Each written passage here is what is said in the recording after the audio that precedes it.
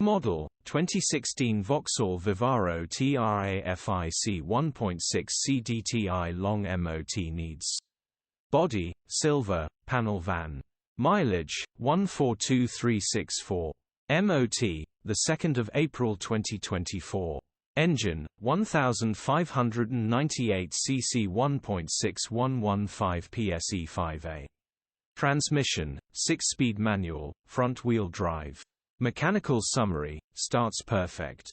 Runs perfect. The clutch has failed and the vehicle has no drive. The clutch will need replacing. The gearbox is good. There are no warning lights on the dash grin. Condition summary, bodywork is in decent, average condition. Interior is in decent, average condition. Rear load area is in decent, average condition. Genuine honest work van. Features, 2 former keepers, part service history, parking sensors, air con, electric windows. EU status, Euro 5. HPI, Cat S in 2019. Cap retail, £5,995. Click the link in the description for pictures and more info.